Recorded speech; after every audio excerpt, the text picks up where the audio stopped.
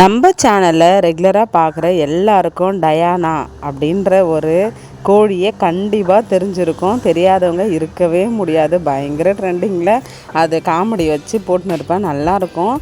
நான் இந்த ஆடு மாடு கோழி அதுக்கப்புறம் நாய் பூனை அதெல்லாம் வளர்க்குற பர்சன் கிடையாது. ஆனால் டயானாவை என்றைக்கு குட்டியாக ஒரு 50 ரூபாவோ 75 ரூபாவோ கொடுத்து வாங்கினனோ அதில் இருந்து அது நல்லா பெருசாகிட்டு அது முட்டை போடுற ஸ்டேஜ் வந்துச்சு.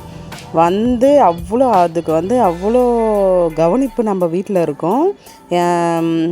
கம்பு கேழ்வரகு பிரியாணி சின்ன வெங்காயம் அரிசி கழுவின தண்ணி தான் குடிக்க கொடுப்பேன். எங்கள் கூட தான் பெட்ரூமில் ஏசியில் படுக்கும்.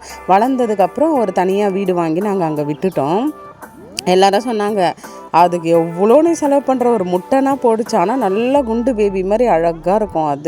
அது எங்கள் வீட்டுக்காரர் தூங்கினா அவர் கையில் போய் படுத்துக்கும், என் தலை மேலே ஏறும். அது கரெக்டாக தெரியும். அதுக்கப்புறம் அதை வளர்த்து கரெக்டாக ஒரு 6-7 மாதம் கழித்து முட்டையும் போட ஆரம்பிச்சது. முட்டை போடும் போது அவ்வளோ சந்தோஷமாக இருந்தது. கரெக்டாக நம்ம வீடு இது நம்ம ஓனர் வீடு சொல்லிட்டு வீட்டுக்கிட்ட ஷோஃபாவில் முட்டை போட்டுச்சு. இது வரைக்கும் உங்களுக்கு நான் அந்த முட்டை போட்டு கரெக்டாக ஒரு 7 நாள் முட்டை போட்டுச்சு. 8வது நாள் அது ஈவினிங்கில் விளையாடின்னு இருக்கும் போது அத்தை எங்கள் மாமியார் கேட்டை திறந்து விட்டுக்கிறாங்க. கேட்டை திறந்து விட்டதும் கேட்டுக்கு வெளியே போயிட்டு கொஞ்சம் நேரம் மேய்ஞ்சிட்டு உள்ளே வந்துடுவாங்க. நம்ம வீட்டில் மொத்தம் ஒரு 5-6 கோழி இருந்தது. இப்போவும் இருக்குது.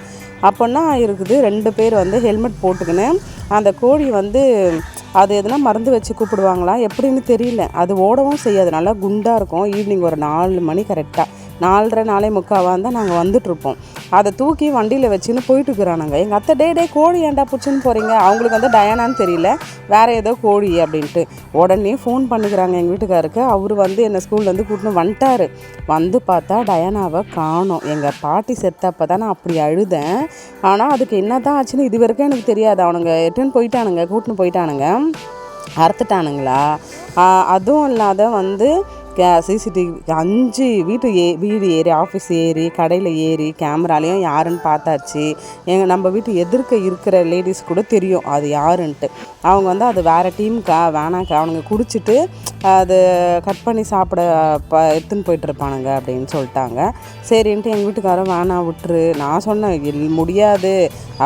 அதுக்கப்புறம் கேளம்பாத்தில் எல்லா கறிக்கடையிலையும் போய் விடிய தேடினா கிடைக்கவே இல்லை. அதுக்கப்புறம் நானும் எங்கள் பாட்டி சாவுக்கு மட்டும்தான் நான் அவ்வளோ அழுதுட்டு விட்டுட்டேன். சரி காணாமல் போயிடுச்சுன்னு விட்டுடலாம்ன்ட்டு. ஆனால் விடலை. அதே மாதிரி இன்னொரு கோழி எடுத்துன்னு வளர்த்து அது போட்ட முட்டை தான் இது. தேங்க்யூ.